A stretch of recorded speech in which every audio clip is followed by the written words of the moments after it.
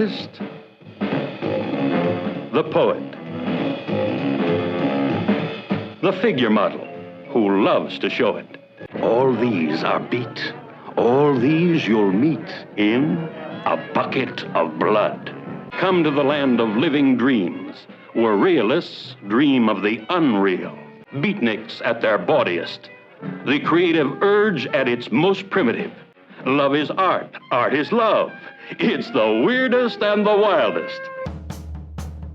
We're not talking about actors. We mean a real monster. I brought her back. She'll live and I'll get her another body. They're gonna kiss me, but don't let anyone see me like that. Please, Doctor, help me! Biologically speaking, it's of primary importance that man should want to mate. Hey, that You don't get all your kicks from surfing, do you? We want to be free to ride our machines without being hassled by the man. And we want to get loaded. You think you're gonna make a slave of the world? I'll see you in hell first! The American International Podcast. Are you ready? Hello and welcome to the American International Podcast. I'm Cheryl Lightfoot. And I'm Jeff Markin. Today we're talking about 1959's A Bucket of Blood. A Bucket of Blood was produced and directed by Roger Corman and written by Charles B. Griffith. Great cast in this movie. It stars Dick Miller as Walter Paisley, Barbara Morris as Carla, Antony Carbone as Leonard Santis, Julian Burton as Maxwell H. Brock, Ed Nelson as Art Lacroix, I don't know which, John Brinkley as Will, John Herman Shaner as Oscar, Judy Bamber as Alice, Myrtle Vail as Mrs. Swickert, Bert Convy as Detective Lou Raby, and Jhean Burton as Neolia. Our story begins at the Yellow Door Coffee House, where we see Maxwell reciting a poem, and we also notice Walter Paisley, played by Dick Miller, bussing tables and looking very uncomfortable in his position. We do keep going back to the poem. This is a very long poem. The speaker, Julian Burton, a.k.a. Maxwell, directs it at us. We are the audience. He's looking straight into the camera. There's a saxophone playing. Paul Horn does a saxophone solo here, and it's very groovy. People are drinking coffee and smoking and listening. And of course, despite that, our focus is on the busboy Walter. As the poem goes on, an older couple enters, and they're seated by Leonard, who is the owner of this establishment. And Walter's boss. He searches for the waitress and signals her. And as he does this, the credits end, and so does the poem.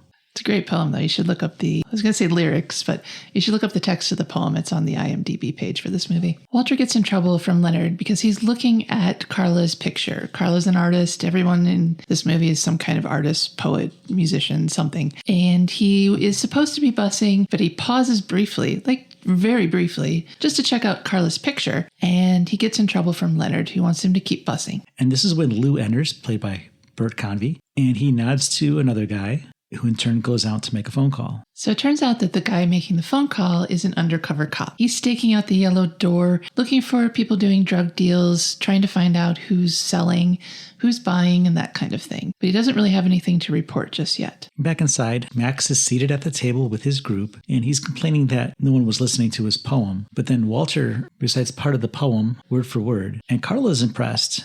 Maxwell, not so much. Maxwell thinks that you should never repeat anything that you've done before. Walter didn't do it before, Maxwell did. But Maxwell feels like repeating yourself is the death of creativity. Repetition is death. And the older couple who entered earlier is discussing their love of art but dislike of beatniks. They're in the wrong place. This place is crawling with beatniks. And Walter recites the poetry line again to them. And they ask if he's an artist, and he says he's working on something, but he has to get back to work because he has tables to bus. Right, but he is working on something. And it'll be ready to be shown soon. So Walter gets off work. On his way home, he creeps out a couple who are making out in a car.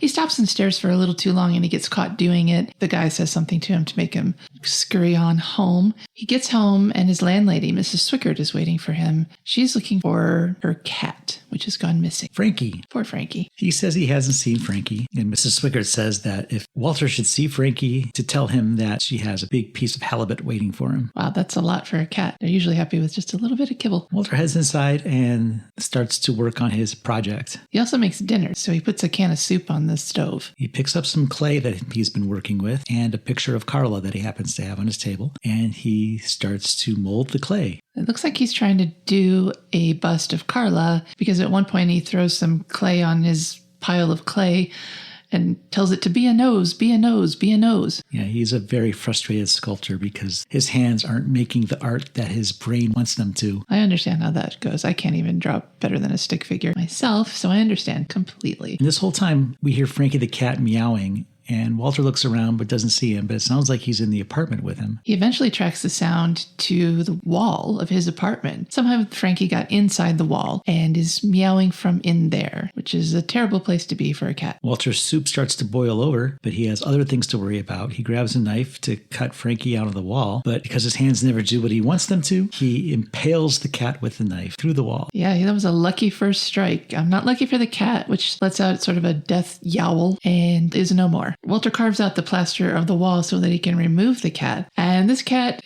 appears to have been dead for quite some time. It is completely stiff. It is hunched over in a hissing position, and it has a giant knife sticking out of it. Oh dear. Walter briefly mourns this dead cat by reciting lines of poetry again. Well, it's a very significant line from the poem, and I will read the part. Let them die, and by their miserable deaths become the clay within his hands, that he might form an ashtray or an ark. Walter returns to his clay, but is too distraught to sculpt. He lies down, but lines of the poem still haunt him. And it gives him an idea. He says, "You're a John Joe Jim jerk," but I don't know what that means. Well, that's part of the poem again. Yeah, I know that. I don't know who he's talking to, himself probably. He goes back to the cat, recites dead, dead, dead. Like I said, you really need to read the text of this poem so that all the things that happen afterwards kind of touch back on it. And the next day, Walter shows Carla the cat sculpture he made. He goes up to the yellow door where she's working on something, and he's very excited to show her his finished project. He's got it wrapped up in a cloth so that it's not obviously this murdered cat. He unveils it, and it is kind of a cool thing. If you had sculpted it, it'd be pretty cool. I don't know that it comes to the level of art, but it's worth oohing and eyeing over a little bit, and Carla does that. It's the full cat, now covered with clay, still with a knife in its side. So Carla is impressed with the work. Leonard is also there, and he's not quite as impressed, though. He is impressed that Walter actually completed something. Well, yeah, that's always an accomplishment. He asks what it's called. I don't think Walter was ready for this question because he can only come up with dead cat. And he asks Leonard if he wants to buy it. Yeah. But Leonard declines. Leonard's in the business of selling art, not buying it, I think. So Leonard does offer to display it in the club, and if it sells, he'll split the profit with him. He asks, why did Walter put a knife in it? And Walter says, I didn't mean to. That should have been the clue of what really happened. So Leonard is still a businessman, and Walter's still an employee. So even though Walter's pretty excited, Leonard kind of takes him down a peg by saying, yeah, you're a real artist. Now go scrub the garbage cans. But inside the yellow door, a bit of a fuss is being made over dead cat. Yes, Maxwell has seen it, and he approves. He even speaks a little poetry on Walter's behalf. He calls him the master sculptor. Art the undercover cop enters, and Walter asks him, have you seen my cat? And he says, what's the matter, you lose it? But despite that, dead cat is a big hit. Because this big fuss is being made over Walter, Leonard decides to send Walter home. He's distracting the customers. They're not ordering coffee anymore. He tells him to go home and make another cat. He can't do that. He only had the one. But Walter has made a fan. Neolia, which is one of the beatnik chicks that hangs out with Maxwell's group, approaches him. And I don't know what she wants. She kind of wants to be his girl, I think. So she hits on him pretty strongly. She says he makes her feel something down in her prana. Initially, I thought, did she just say piranha? But it means life force in Sanskrit. Walter says his landlady wouldn't like it if Walter brought home any guests, but she leaves him with something. A vial of something that she fishes out of her bra. And Lou sees this and does not like what he sees, so he follows Walter home. So Walter is home and monologuing to himself about his new fame and makes pancakes.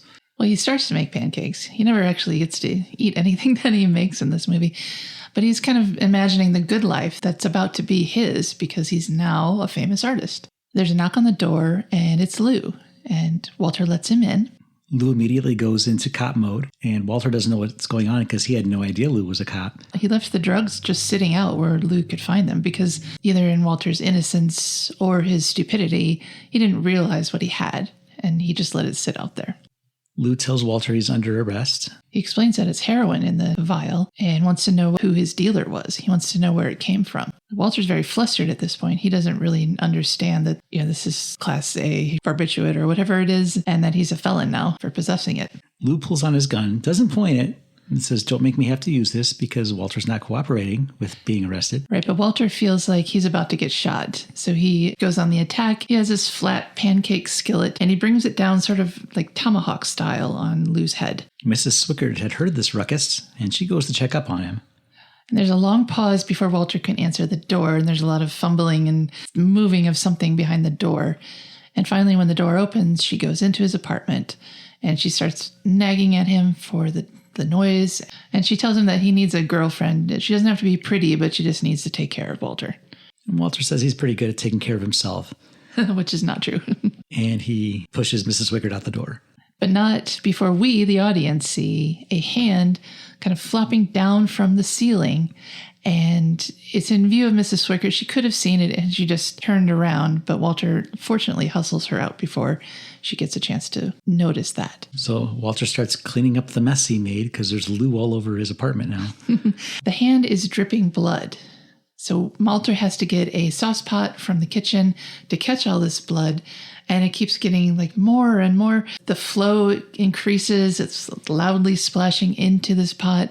And I guess this is the bucket of blood from the title. Nothing else in this movie really suggests a bucket of blood except this, even though it's really just like a sauce pot of blood. He's soaking up the spilled blood from the floor, and he starts monologuing again. I didn't mean to hurt you, Lou, but if you had shot me, you'd be mopping up my blood right now. Yeah, it's kill or be killed, man. It's the big city. And then he goes over the conversation that occurred earlier at the coffee house. Why don't you make another cat? I haven't got another cat. So that gives him another idea. He does have another body that he can cover in clay and increase his oeuvre, I guess. Now, Lou was expected to check back in and did not because he couldn't, because he's dead. He's dead now. And the police are curious what happened to him, but they don't seem all that concerned. Was Art looking for him?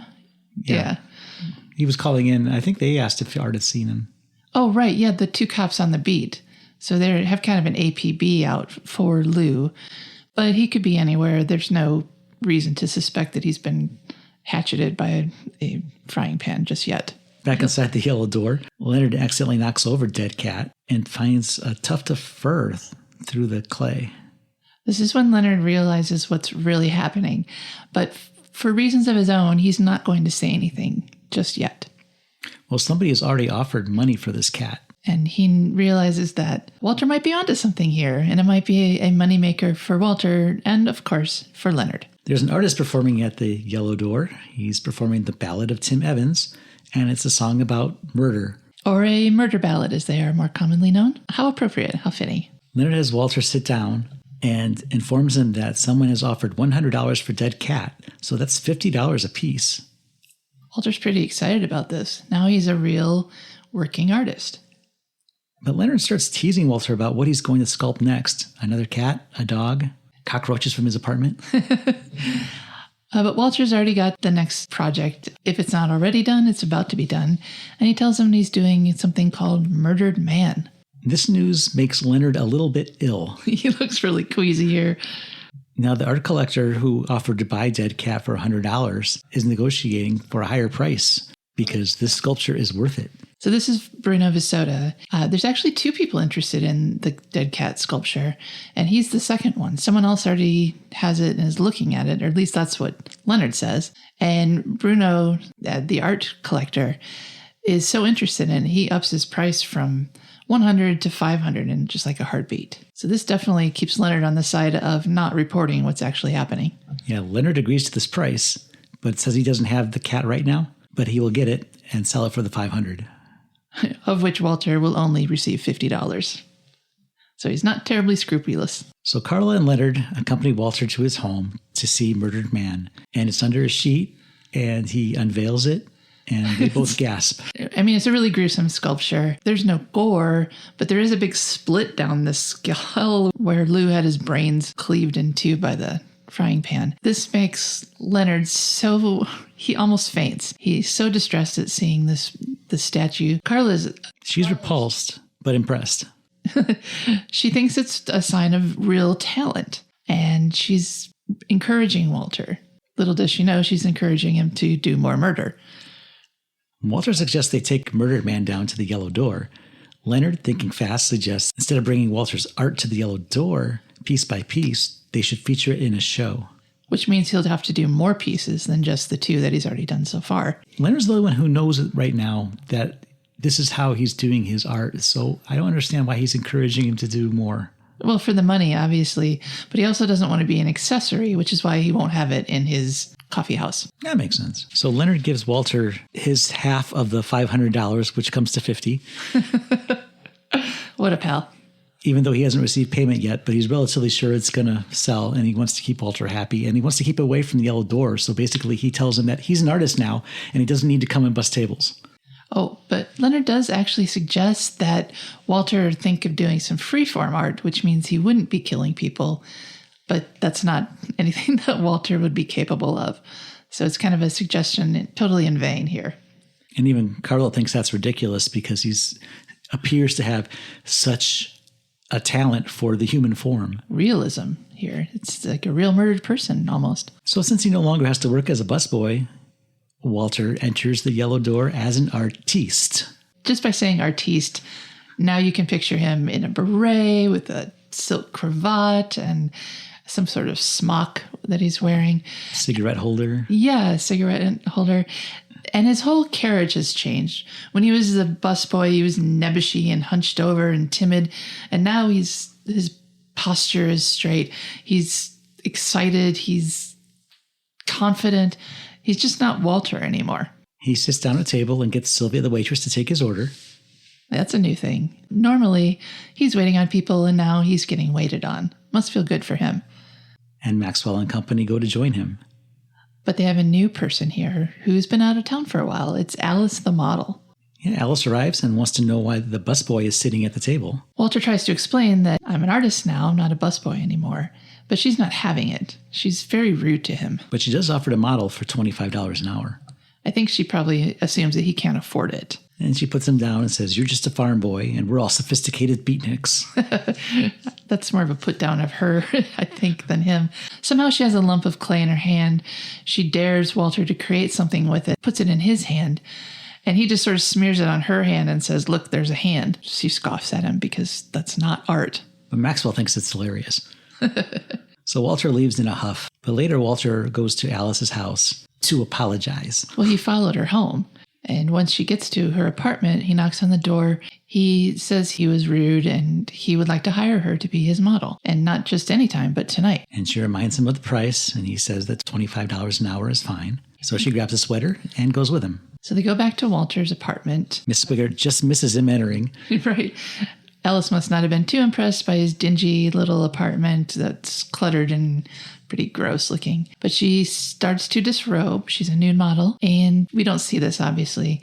She does it off camera. But she comes back sitting on a chair and she's ready to pose for him. She notices the amount of clay that Walter has ready for his sculpture and says it doesn't look like very much, but he assures her it's enough. He gives her the Paisley scarf that he was wearing in the club. I guess he kind of drapes it around her neck. And then next thing you know, he's using it to strangle her.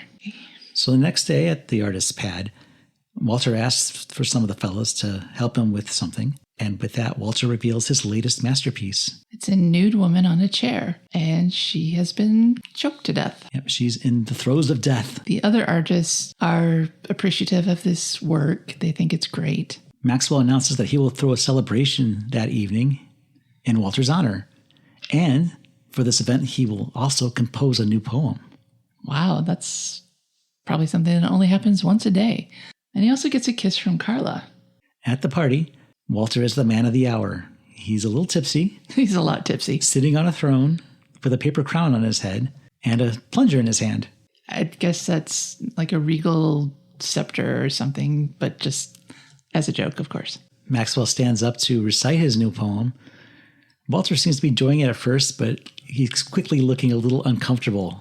You know who else looks uncomfortable is Leonard. He seems to be freaking out a bit. He can see that we now have one dead cat and two dead people amongst Walter's body of work. Leonard suggests that Walter lay off the booze a little bit because he may say something that he might regret.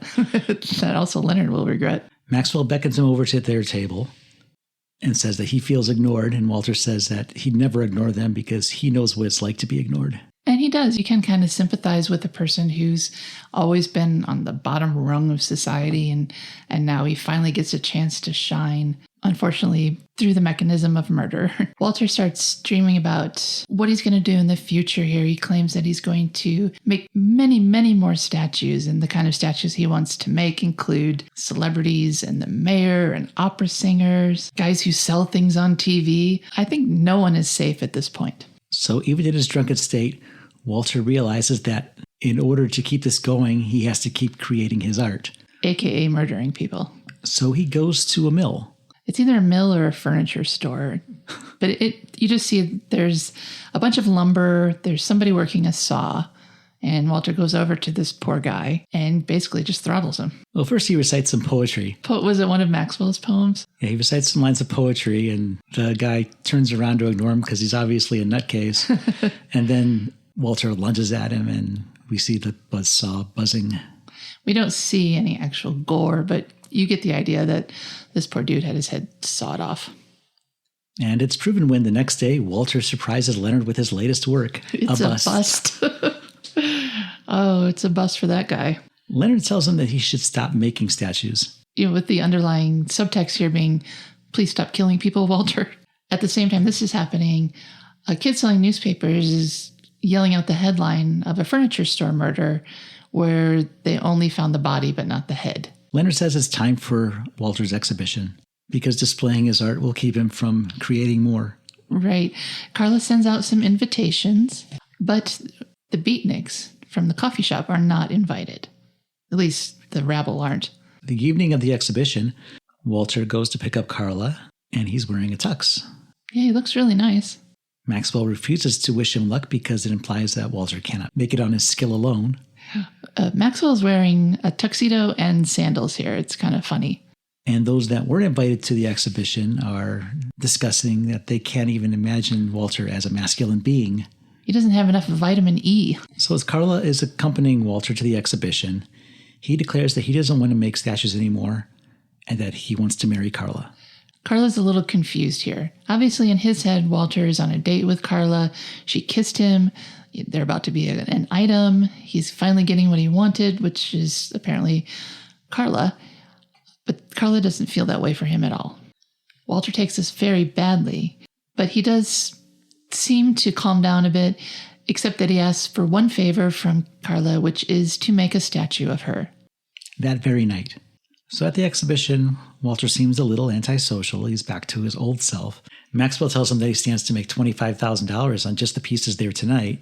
And Walter says, I thought you'd put money down. And he says, I do, but $25,000? And remember, that's 1959's $25,000, which is like, what, $4 billion in today's money? So, yeah. Yeah, it's enough to make Maxwell break character. Now, Carla is examining some of the artwork on display. She gives one of the pieces a little scrape, whether it's accidental or intentional, I can't tell. She scrapes off some clay covering a finger and realizes there's an actual person underneath this clay. She goes to leave, but Walter immediately confronts her, and she tells him that there's a body in that statue. And he says, oh, that's Alice. Why would she tell him that she knows? Because people always do that in the movies when they should just quietly keep your counsel, go to the cops, tell them what you know. But no, the first thing you do is go to the murderer and blab to them that you know everything that's going on. Stupid. Maybe he thought that she would take it as well as Leonard did, but Carla doesn't stand to make any money here, so she's not going to be very cool with Walter killing off people for art and profit. Well, Walter doesn't know that Leonard knows. He doesn't know that anybody knows. Yeah, that's true. Walter quotes Maxwell's line about clay in my hands again. And he says that he's made them immortal and he could do the same for Carla. She's not thrilled about that, though. So she takes off. And he chases her. She's a little faster than him. She gets away, but they end up back at that mill or furniture warehouse or whatever it was. She's hiding, but he comes around the corner. He almost catches her. She pushes him away and takes off again. But while this is going on, Walter's cover is blown because other people have noticed that there are bodies in these statues. Right, so everyone's now chasing after Walter, who's chasing after Carla. This movie's really short, but the chase scene is kind of a big chunk of it. Everyone's chasing, but Walter's hearing voices. It's the voices of the people that he's murdered, and they're telling him to go home. And he has nowhere else to go, so that's what he does. And everyone follows him. There's even a cat that sort of hisses at him when he's deciding what to do. Even poor Frankie is represented here. He rushes past Mrs. Swickert and he goes inside. The voices are still taunting him, and he says he has to hide. He doesn't have anywhere to go, though, but he does see all the clay that's sitting on the table, and that gives him his last artistic idea. The crowd breaks down the door to find that Walter has hung himself. But before he hung himself, he covered himself in clay. And then Maxwell delivers the final line. I suppose he would have called it Hanged Man, his greatest work.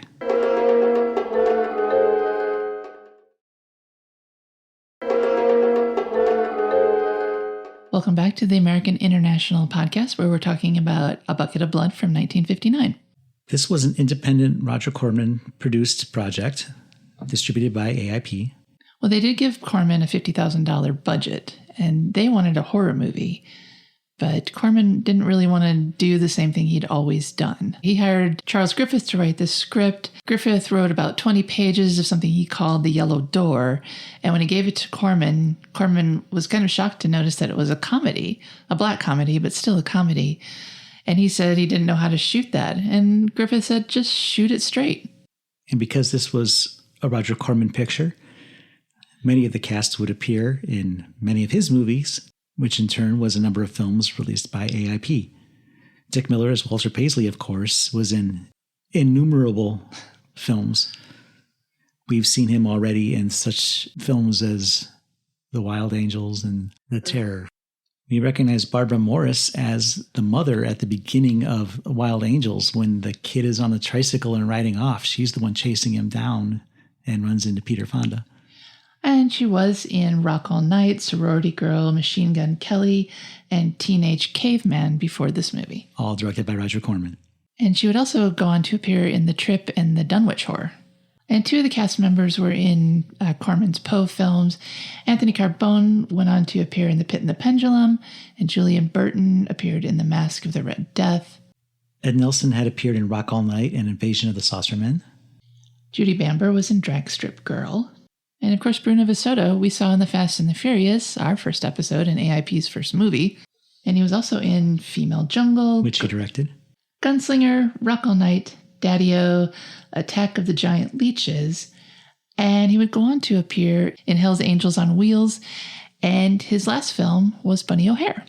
Oh, Dick Miller was in It Conquered the World, The Oklahoma Woman, Gunslinger, Apache Woman, and lots of others. And lots of others. Corman got the inspiration for this movie by hanging out in beatnik coffee houses with Charles Griffith. And he observed the scene, and he and Charles, they tossed ideas back and forth until they had the basic story. They based it in part on Mystery of the Wax Museum. And when they were shooting it, it was under the title The Living Dead. It was released on a double bill with Attack of the Giant Leeches, and if you've ever seen that movie, it will surprise you to know that Bucket of Blood was on the bottom of that bill. And Attack of the Giant Leeches is really not a great movie. The trailer for Bucket of Blood emphasized the comedic aspects of the film's plot, proclaiming that the audience would be sick from laughing, and the tagline, a comedy of errors, a comedy of terrors. The poster for the movie featured cartoonist Jules Pfeiffer's work based on his popular Village Voice comic strip. So they were really not selling this as a murder mystery or a horror movie. It was definitely intended from the get-go to be a comedy, although it's very, very dark. And it cost so little it couldn't help but make money with the $50,000 budget and the 5-day shooting schedule. Dick Miller wasn't happy with the film's low production values. No, especially at the end. He thought he looked really cheap when they only had enough money to smear some clay on his face. It didn't really look that good. So this is Corman's first attempt at comedy.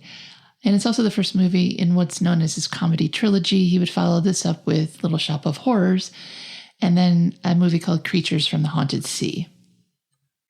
Now, this was the first time that Dick Miller played a character named Walter Paisley, but he would go on to do it several times throughout his career. He appeared as a character named Walter or Walter Paisley or Mr. Paisley in Hollywood Boulevard, The Howling, Twilight Zone the movie, and Chopping Mall. There's a documentary about Dick Miller that's called That Guy Dick Miller, because he's one of those faces that you know from so many movies, and yet you probably don't know his name.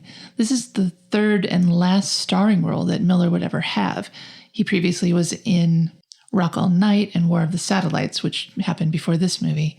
And after that, he's just doing bit parts and character roles. But he made a career out of doing bit parts and character roles. A very long career. Little Shop of Horrors was actually written with him in mind as the lead character. But since Miller did this role, he felt like he's basically been there, done that. He suggested his friend Jonathan Hayes for the lead role, and he himself played another character called Fouch. Julian Burton composed the poem that opens the movie. He thought it up himself. It wasn't in the script. I think it's fantastic. I just love it. So again, go read the text of it.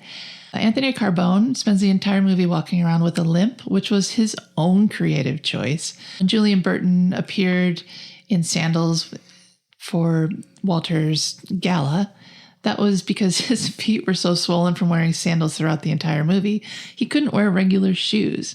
So there's a real sense of DIY movie making here. The guitar player and singer at the Yellow Door, who's performing the murder ballad, is Alex Hasselhoff, who would soon form the popular folk trio The Limelighters, with Louis Gottlieb and Glenn Yarbrough. It's a really good song, too. I enjoyed everything about this movie.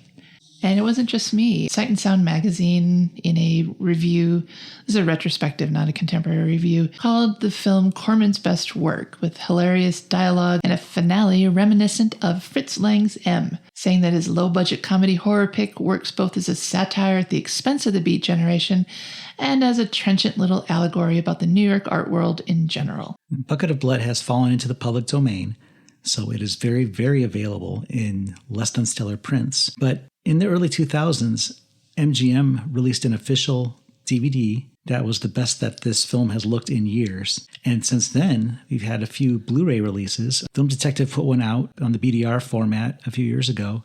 And more recently, Olive's Signature Series did a Blu-ray, which includes a commentary by Elijah Drenner, who was the director of That Guy Dick Miller, and also has a lot of bonus features, including an interesting prologue from the German version of this film. In Germany, it was called The Legacy of Professor Bondi, and it was marketed as a sequel to House of Wax. And it goes on for about 10 minutes, where this character, kind of a hunchback, is saying that he is the last of the Bondis, but no, wait, there is another. Walter is the final Bondi, but he is a fool, weak, incompetent. And he's talking to a mannequin. It kind of gives you the idea that this is something that has gone on before. And of course, House of Wax has a very similar theme where bodies are dipped in wax and displayed. They created a film that links that story and this story. They put it on that Blu-ray. If you are checking out this film, make sure you don't get the 1995 remake, which stars Anthony Michael Hall as Walter Paisley and Justine Bateman as Carla. I'm not saying that's a bad movie because I haven't seen it. It could be great. But you could end up with the wrong movie.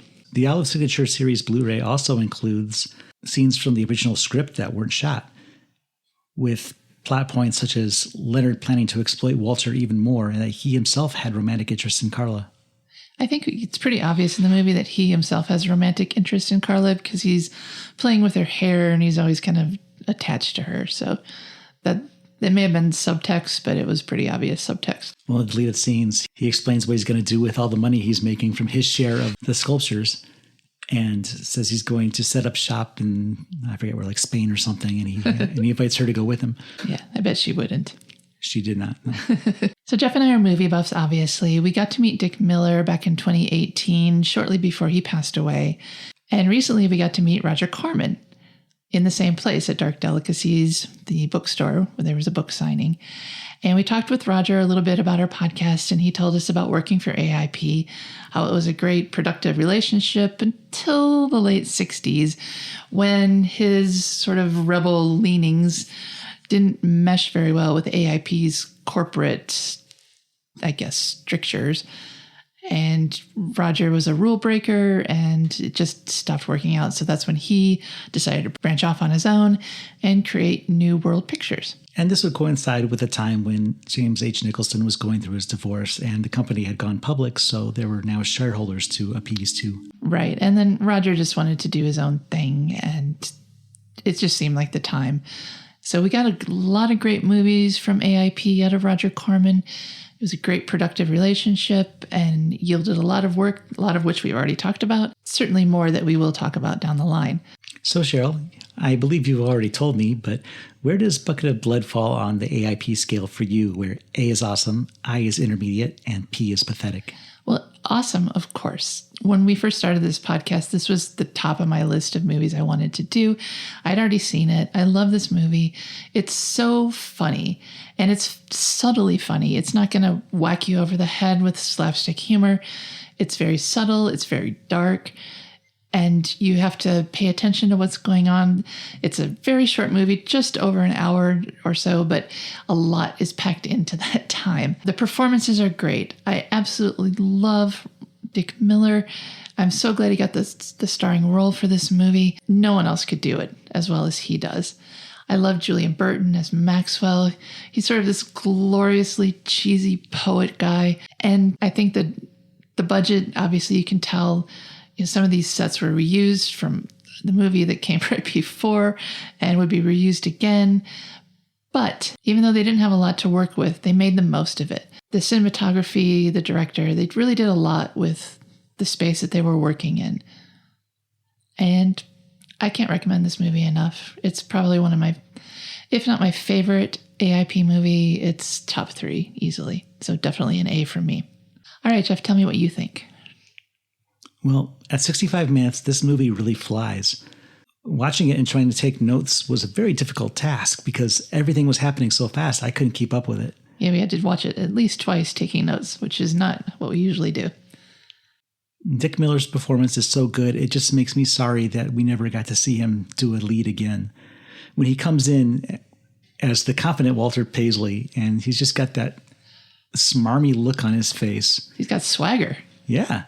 And especially when you compare it to the slumped over Walter that we had seen previously, it's so much fun to watch Dick Miller in this movie. And just because of him, not that there aren't several other reasons, I'm also going to rate this as an A for awesome. This movie is just fun all around. It's a good story. It's dark. It's funny. And dark comedy is probably my favorite genre. So this one really fits the bill. This should wrap up the episode. I'm Cheryl Lightfoot. And I'm Jeff Markin. And until next time, we'll meet you at the drive-in. Follow the American International Podcast on Instagram, Twitter, and Letterboxd at AIP_pod and on Facebook at facebook.com/American International Podcast. The American International Podcast is produced and edited by Jeff Markin. A man whose mind is distorted by hatred. And Cheryl Lightfoot. A girl hungry for too many things.